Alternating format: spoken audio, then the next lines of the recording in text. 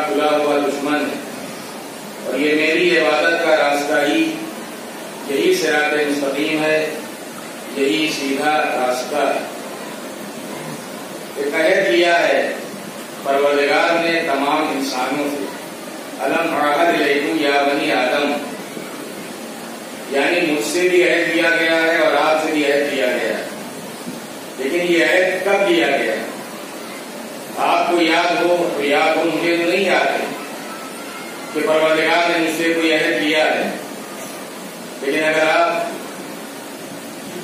معصومین علیہ السلام کی روایات پر نظر کریں تو حقیقت میں جسے ہم عالم زر کہتے ہیں، اس دنیا سے پہلے، اس دنیا میں آنے سے پہلے ہی گویا پروردگار نے ہم سے یہ عہد لیا ہے کہ ہم اسی کی عبادت کریں گے، شیطان کی عبادت نہیں کریں گے۔ اور حقیقت میں یہ عہد ایک تعبیر ہے، اس لیے کہ پیغمبر اکرم کا ارشاد ہے کل مولود یولد علی فطرت الاسلام، کہ ہر پیدا ہونے والا اسلام کی فطرت پر پیدا ہوتا ہے۔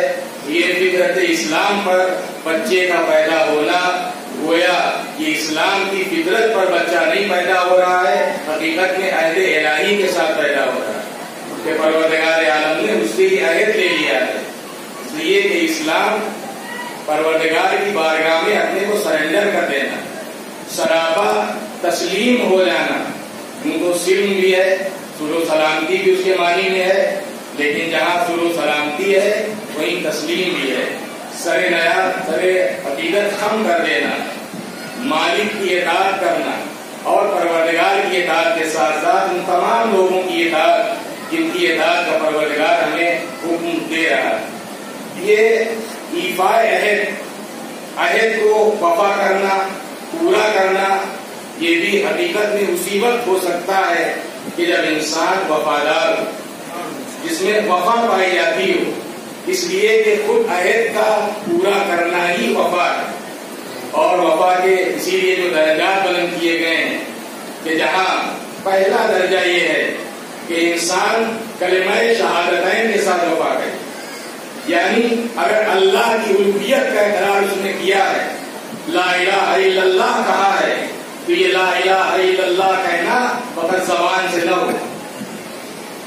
ایمان کی تعریف کرتے ہوئے مولا متقیان نے ایک شاد فرمایا تھا کہ ایمان نام ہے تصدیق بالقلب کا، اقرار باللسان کا، عمل بالارکان کا، یعنی صرف الوہیت کا اقرار زبان سے نہ ہو بلکہ حقیقت میں دل کی گہرائیوں میں ہی پروردگار عالم کی الوہیت کا عقیدہ بیٹھا ہو، اور دل میں جو حق بات بیٹھی ہوئی ہے کہ پروردگار کے علاوہ کوئی الہ نہیں ہے، وہی لائق عبادت ہے، کسی کا زبان سے اقرار کیا جائے اور انسان زبان سے جس بات کا اقرار کر رہا ہے پھر اسی کے مطابق عمل کیا جائے۔ یہ لا الہ الا اللہ سے وفاداری، لا الہ الا اللہ سے عہد، گویا یہ بھی وفا کا ایک حصہ ہے۔ پھر اگر ہم گواہی دیتے ہیں کہ محمد صلی اللہ علیہ وآلہ وسلم اللہ کے رسول ہیں، کہ یہ رسالت کا اقرار فقط زبان سے نہ ہو بلکہ رسالت کا اقرار بھی دل کی گہرائی سے ہو، زبان سے اسی کا اقرار ہو اور اس کے مطابق عمل ہو۔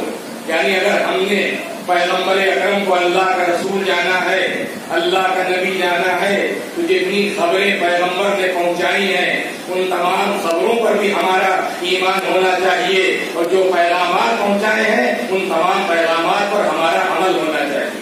تو کلمہ شہادتین کے ساتھ وفا کرنا، اس کے بعد تمام واجب اور تمام مستحب اعمال کو انجام دے کے وفا کا مظاہرہ کرنا، ہر طرح کے حرام سے اپنے کو بچا کے وفاداری کا مظاہرہ کرنا، اپنے کو تمام رذائل سے دور کر کے فضائل کو جامہ پہن لینا اور فضیلتوں کو اپنے قریب کر لینا اور فضیلتوں کے حامل ہو جانا، یہ بھی وفا ہے۔ اور ایک جو آخری درجہ ہے کہ جہاں انسان حقیقت میں فنا باللہ ہوتا ہے، جہاں ایک طرف تمام مادیت کے پردے چاک ہو جاتے ہیں اور ربوبیت کا جلوہ اس کی نگاہوں کے سامنے ہوتا ہے، یہ وفا کا آخری درجہ ہے۔ مولا متقیان سے جب سوال کیا گیا تھا کہ کیا جس خدا کی آپ عبادت کرتے ہیں اس خدا کو آپ نے دیکھا ہے، تو آپ نے یہی فرمایا تھا کہ میں کسی اندیکھے خدا کی عبادت نہیں کرتا، پر صرف یہ ہے کہ وہ خدا کی آنکھوں سے نہیں دیکھا جاتا، وہ دل کی آنکھوں سے دیکھا جاتا ہے۔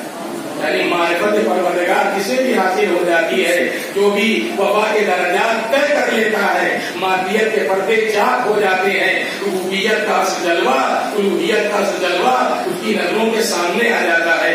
صلوات بھیجیں محمد والے۔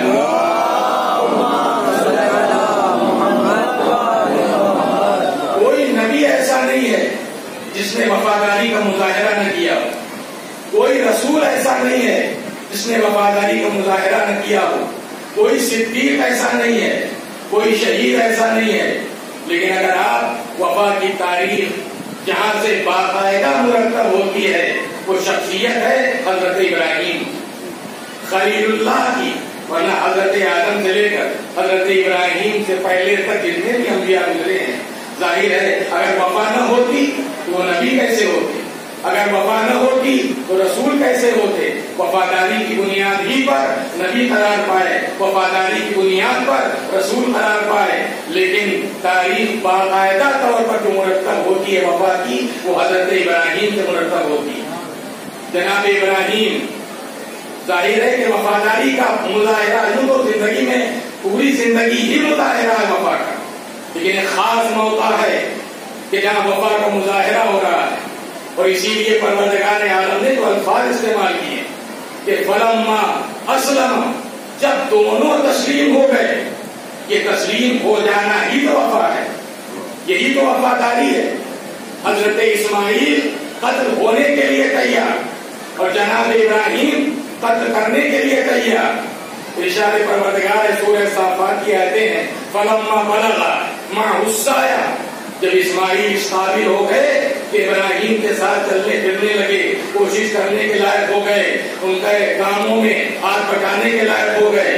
فلما بلغ معه السعی قال، تو جناب ابراہیم نے حضرت اسماعیل سے فرمایا کہ یا بنیا، اے میرے بیٹے، انی ارا فی المنام انی اذبحک فانظر ماذا ترى، کہ میں برابر دیکھ رہا ہوں جیسے میں تمہیں ذبح کر رہا ہوں، اس میں تمہاری کیا رائے ہے؟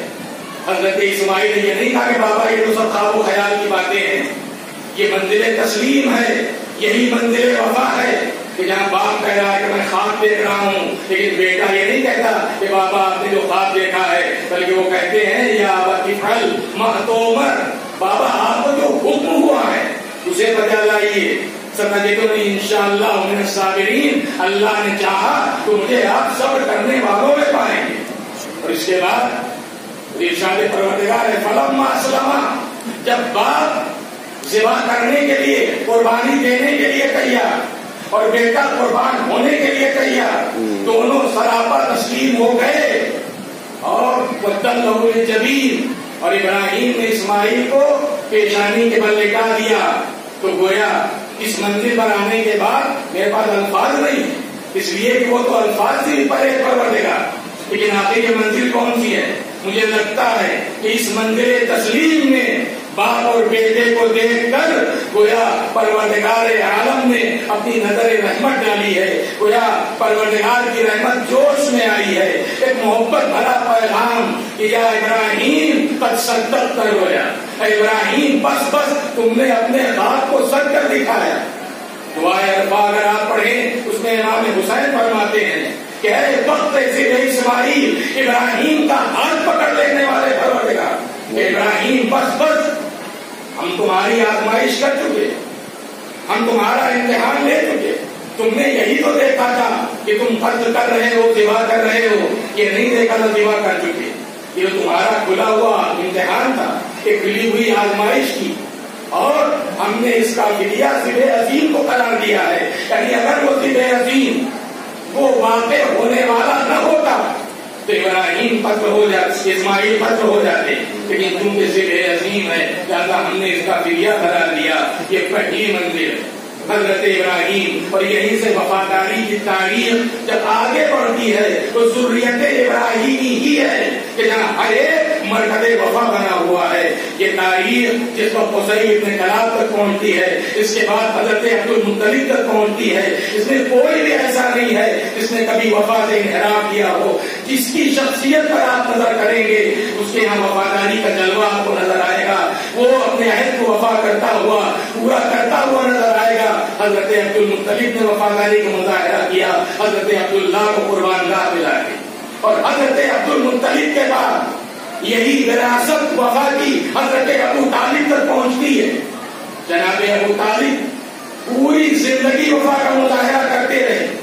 یہ عجیب و غریب بات ہے اور کتنا بڑا دنیا کا انقلاب ہے کہ جس نے پوری زندگی وفا کا مظاہرہ کیا، جو وفادار رہا وہ تو ایمان نہیں لایا اور جس زندگی بھر غدار رہا. ابو طالب تو ایمان نہیں لائے, ابو سفیان ایمان لے آئے. کیا کہنا سبحان اللہ, کیا نظر ہے, کیا نظر انتخاب ہے. ابو طالب اور میں ایمان ابو طالب ثابت نہیں کروں گا, اس لیے جو ثابت ہو اسے ثابت کرنے کی ضرورت ہے. ثابت ہو اسے کیا ثابت کرنے کی کیا ضرورت ہے. یہ پوری زندگی حضرت ابو طالب کا وفاداری کا مظاہرہ کرتے رہنا اور یتیم بھتیجے کو یتیم بھتیجا سمجھ کے نہیں اللہ کا رسول سمجھ کے تربیت کرنا تو اس بات کی علامت ہے کہ وہ صاحب ایمان بھی تھے, صاحب تقویٰ بھی تھے, خوف خدا رکھنے والے بھی تھے. صلوات بھیجیں محمد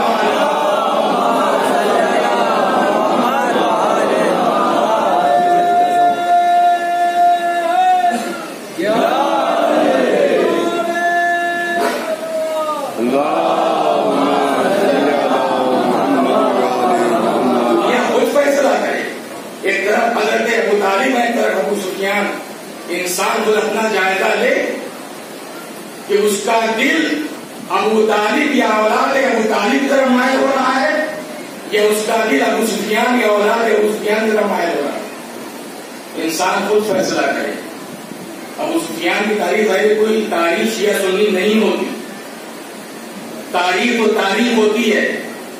ابو طالب کا کردار بھی تاریخ نے اپنے دامن میں محفوظ رکھا ہے اور ابو سفیان کا کردار بھی دنیا کے سامنے تاریخ میں موجود ہے. دونوں کرداروں کو ملا کر دیکھ لیجیے, پتا چل جائے گا کہ کون وفاداری کا مظاہرہ کرنے والا ہے اور کون بے وفائی کا مظاہرہ کرنے والا ہے. شیعہ سنی کی بات نہیں ہے.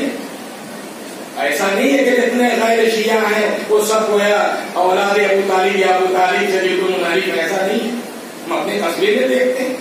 ابھی اسی مولوی کٹرے میں آپ جائیے تو سیاہ پتھر لگے ہوئے ہیں, امام باڑہ کھلا ہوا ہے, تعزیے رکھنے کی فکر کی جا رہی ہے. کیا یہ ابو سفیان کی اولاد کی محبت میں ہو رہا ہے؟ اور یہ سب اولاد ابو طالب ہی کی محبت میں ہو رہا ہے. ساری شیعوں ہی امام باڑے تو نہیں ہے, یہاں بھی اہل سنت کے امام باڑے ہیں. مولوی کٹرے کا امام باڑہ, کٹرے کا امام باڑہ, بازار کٹرے کا امام باڑہ, مہدی کٹرے کا امام باڑہ, گڑی قدیم کا امام باڑہ, چوٹے کا امام باڑہ, پیرگران کا امام باڑہ, کتنے امام باڑے, چھوٹا امام باڑہ, یہ سب ہیں تو شیعوں کے تو نہیں. برادران اہل سنتی تو یہ تو میں عام بات کہہ رہا ہوں, یہ شیعہ سنی کی بات ہی نہیں ہے. اب یہ تو ہر انسان دیکھے کہ اس کا دل مائل کی طرف ہو رہا ہے ابو طالب کی طرف یا اولاد ابو طالب کی طرف مائل ہو رہا ہے یا ابو سفیان اور اولاد ابو سفیان کی طرف مائل ہو رہا ہے. لیکن اگر خدا نخواستہ کسی کا دل ابو سفیان یا اولاد ابو سفیان کی طرف مائل ہو رہا ہے تو مجھے شاعر کا یہ شعر پڑھنے کا دل چاہتا ہے کہ وائر ہو. شاعر سچے مرحوم وہ یہ پڑھا کرتے تھے اور مجھے علی کا ہے اور اس میں یہی مفہوم ادا کیا گیا کہ وائر ہوئے کہ قسمت ہی ہے کہ گل کے ہوتے ہوئے دامن میں سجائے کانٹے. وائے ہو امت مرحومہ تیری قسمت پر, وائے ہو امت مرحومہ تیری قسمت پر گل کے ہوتے ہوئے دامن میں سجائے کانٹے. سلامات بھیجیں محمد والے.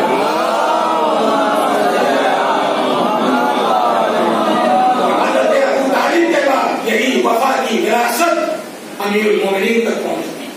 اگرچہ آپ نائب رسول بھی تھے, خلیفۃ اللہ بھی تھے, خلیفہ بلا فصل بھی تھے,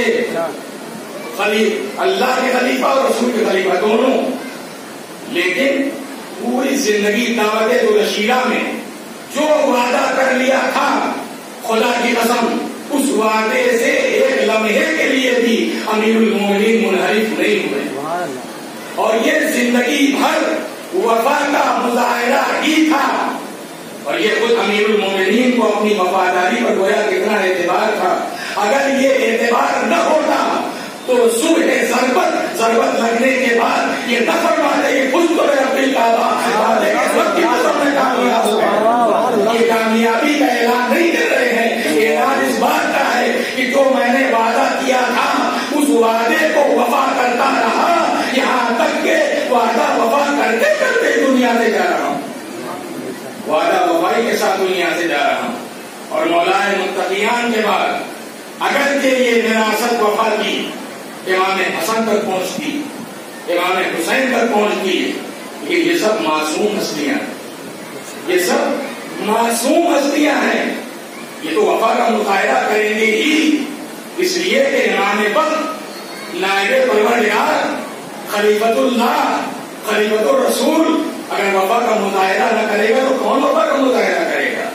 لیکن کمال ہے اس شخصیت کا کہ جو اصطلاحی اعتبار سے معصوم نہیں ہے، لیکن پھر بھی تاریخ وفا میں اس نے ایسی وفاداری کا مظاہرہ کیا ہے کہ آج جب لفظ وفا ہماری زبان پر آتا ہے تو کسی نبی کا نام نہیں آتا، کسی رسول کا نام نہیں آتا، کسی امام کا نہیں نام آتا، بلکہ اس سردار عام کا نام آتا ہے جس نے اپنا سب کچھ قربان کر دیا.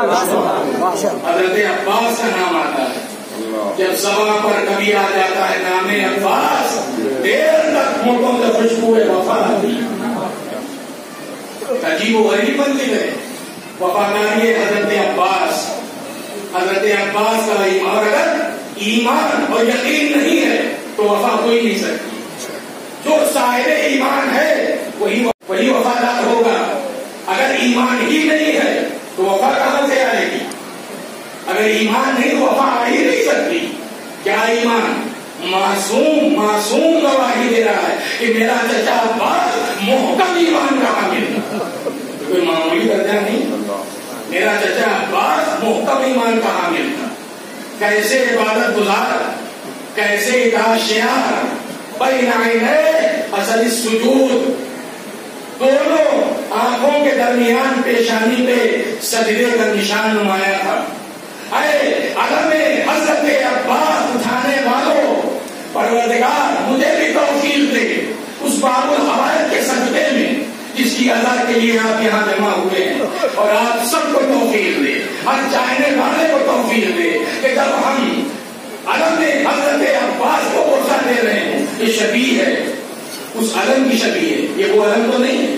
جب ہم شبیہ علم کو بوسہ دے رہے ہوں تو کاش ہماری روح عباس کو بوسہ دے رہی ہو، روح عباس کو بوسہ دے رہی ہو. اس لیے کہ عباس طہارتوں کے مرکز کا نام ہے.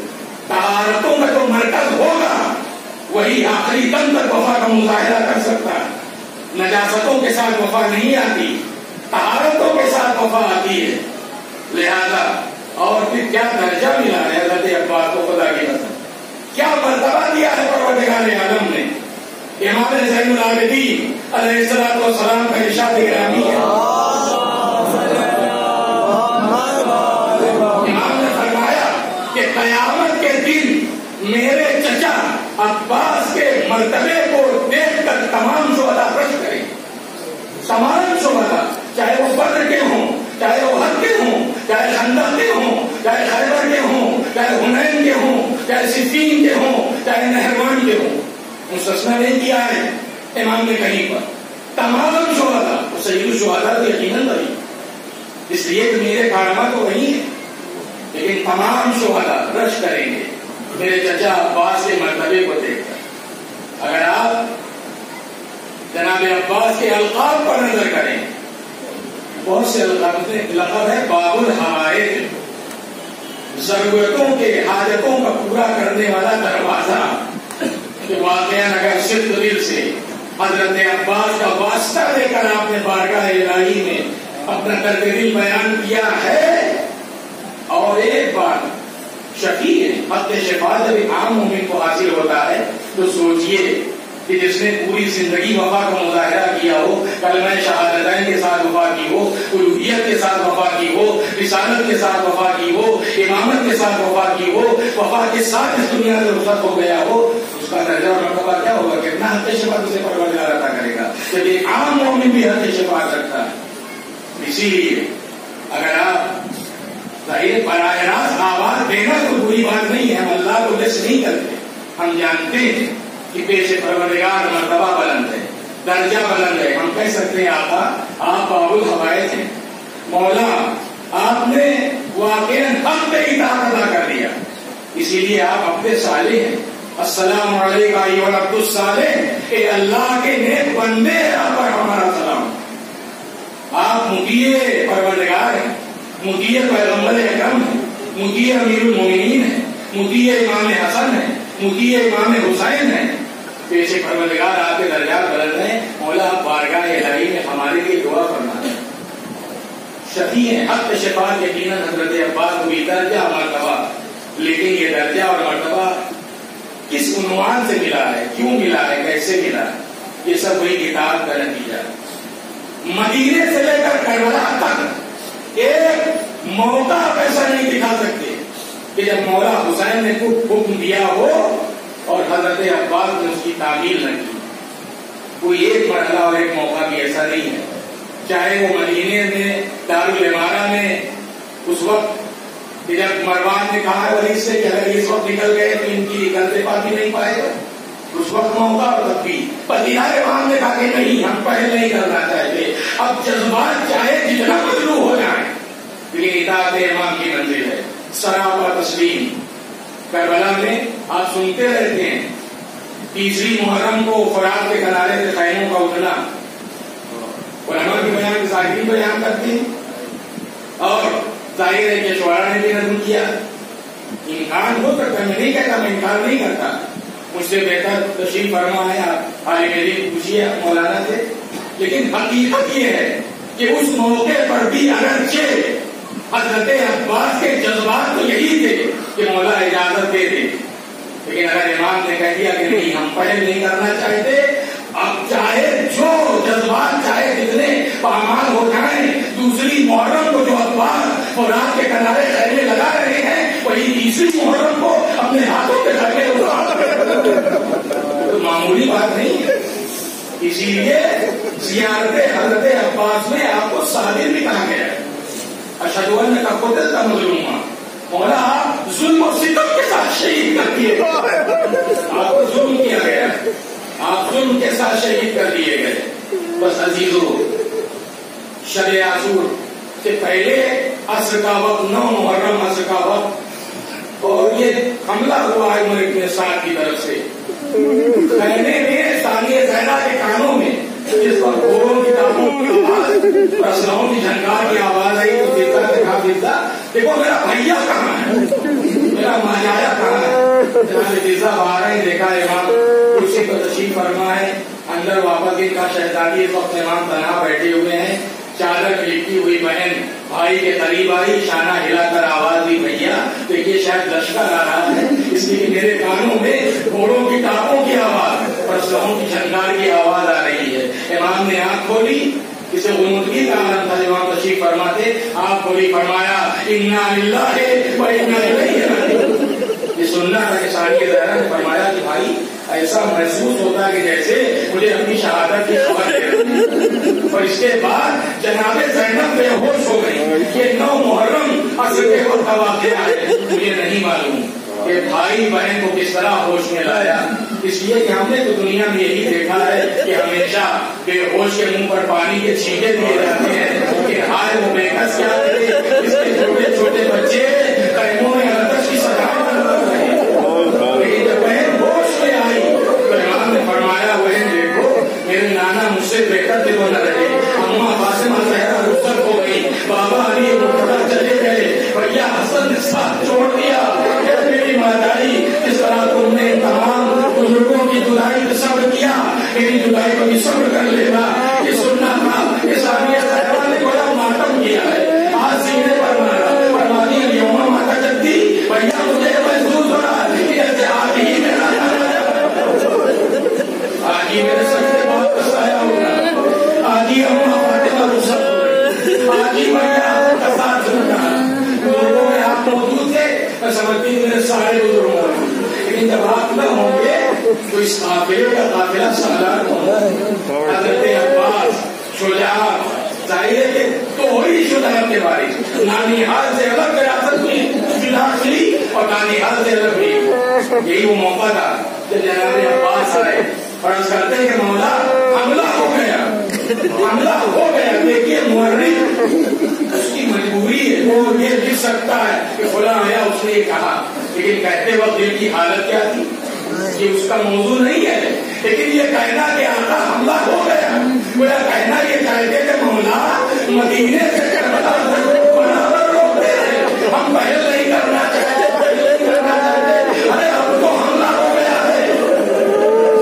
لیکن اللہ صبر جناب عباس, صبر جناب, کوئی دوسرا ہوتا تو خون تھوک دیتا ہوتا, کلیجہ شک ہو جاتا. لیکن کیسا صبر کیا. امام نے فرمایا کہ عباس جاؤ ان سے پوچھو کیا ارادہ کیا ہے, اور ایک رات کی ہمیں مہلت دے دیں, ایک رات کی مہلت, اس لیے کہ ہم چاہتے ہیں کہ ہماری زندگی کی آخری رات عبادت پروردگار کو ہو جائے. اور اب یہ ہر چاہنے والے کو, حسین نے اپنے ہر چاہنے والے کو, ہر اداکار کو, ہر سوگوار کو, ہر ماتمدار کو, ہر ذاکر کو, ہر نوے خان کو, ہر مرضی خان کو یہ پیغام دے دیا. فرماتے خدا گواہ ہے کہ مجھے اس کی عبادت اس قدر محبوب ہے, میں کتنی پسند کرتا ہوں. اب میں سمجھتا ہوں اس کے بعد کوئی نوے خان, کوئی مرضی خان, کوئی ذاکر, کوئی اداکار, کوئی سوگوار ادائے حسین کو بہانہ بنا کے نماز نہیں چھوڑ سکتا, عبادت پروردگار تک نہیں کر سکتا.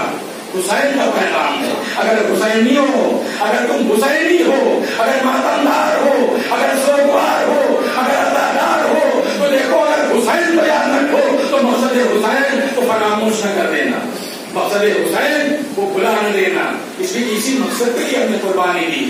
رات کی مہلت مل گئی. سورہ عاشور یا شب عاشور خیموں کا کرایہ پھر رکھیں. آقا ابوالفضل عباس نہ جانے کیا خیال آیا, جناب زہیر ابن قین قریب آئے, فرماتے ہیں آقا آپ کو کہ آپ کے پدر بزرگوار نے کس دن کے لیے آپ کو تخیہ کیا, بس یہ سننا تھا کہ علی کے شیر نے اس نے فرد پر ایسی بڑھائی لی ہے کہ رکابوں کے تسمے ٹوٹ گئے. فرماتے ہیں زہیر آپ کے جیسے نہیں, تم مجھے جوش شجاعت دلا رہے ہیں. عزیزو صبح عاشور موت کا جب بادار نماز ظہر کے بعد گرم ہوا ہے, اور ظہر کے بعد تو عالم یہ تھا کہ امام ایک کی لاش لاتے تھے تو دوسرے کو اجازت دیتے تھے, پھر کسی کی آواز آتی تھی مولا غلام نے جان قربان کی.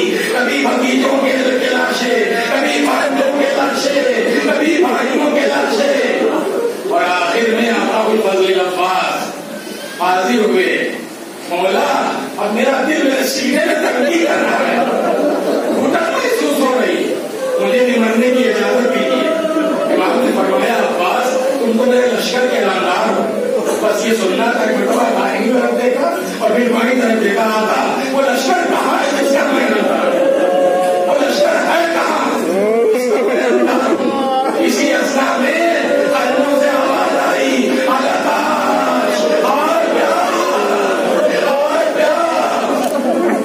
امام متوجہ ہوئے. ہمارے عباس پیاسے بچوں کی آواز سن رہے ہو, جاؤ ان کے لیے پانی کو سمیل کرو, پانی کو سمیل کرو. حضرت عباس خیمے میں آئے. ظاہر ہے کہ مسائل تو وہی ہیں, لیکن یہ اعجاز ہے کربلا کا خدا کی طرف. ہر سال ہر ہزار سال پر یہ سارے مسائل آپ سنتے رہتے ہیں, لیکن نہ جانے کیا اللہ نے امام حسین کی مظلومی کا اعجاز رکھا ہے. جب جب تک کیا ہوتا ہے یہ اعجاز ہے. حسین ابن علی کے عزا کا اعجاز, ان کی مصیبت کا اعجاز, کہ چاہے جتنا بیان کیا جائے اس میں تازگی اس کی ختم نہیں ہوتی, اس کی تازگی کہیں سے ختم نہیں ہوتی. ہر سال یہ مسائل آپ سنتے ہیں, ہر موقع پر سنتے ہیں. خیمے میں رخصت آخر کے لیے آئے, مجھے نہیں معلوم کہ کس طرح رخصت ہوئی, لیکن ایک روایت مشہور ہے کہ جب رخصت ہو کر چلنے لگے تو پیچھے سے آواز آئی 70 تابی. دوسری بیوی کی نہیں بلکہ ثانیہ زہرا جناب زینب کی. بھائی کے قریب آئے, کہا عباس میرے بچپن کا زمانہ تھا, میں بابا کے سانوں پر بیٹھی ہوئی تھی,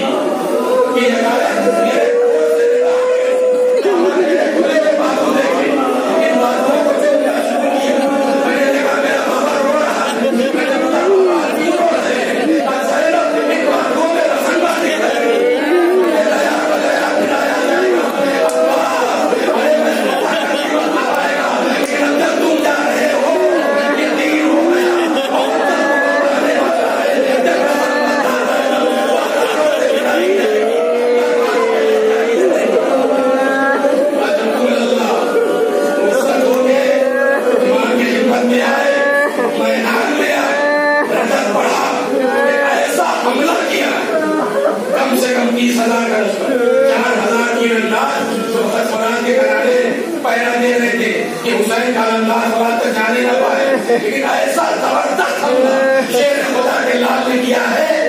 इतना मौका हजरत अब्बास को मिला कि फराज पर गोया कब्जा किया, घोड़े से उतरे हैं, उस सूखे हुए मशीजे को तय किया है, पानी से भरा है, दहाने को बांधा है, बांधने के बाद दोष पर रखा और फिर दरिया से निकले हैं। इतनी दूर तक जनाब अब्बास ने दुश्मन को बया दिया था कि ये काम जनाब अब्बास ने कर लिया, बाकी हुई फौजें फिर से बढ़ाए। बस एक ही नारा है, जाने न देगा, चाहे वो पानी पहुंचे न पाए, चाहे वो पानी पहुंचे न पाए। आगे बढ़ते जा रहे हैं, यहाँ पर के दाहिना शाना खत्म हुआ तो फरमाते क्या करते, तुमने मेरा दाहिना शाना काट दिया है, मगर मैं नवाज़े रसूल के कोई बोला ही नहीं कर सकता। तुमने काट दिया, मेरा शाना तुमने अदा कर दिया।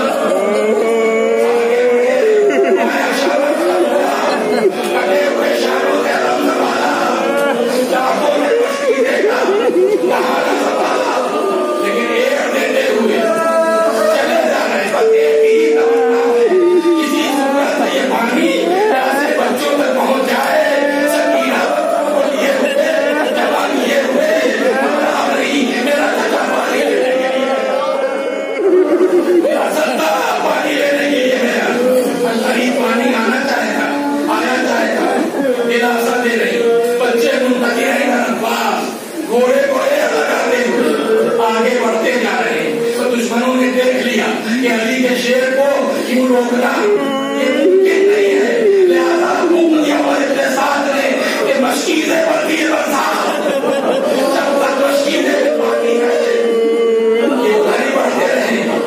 अलीगो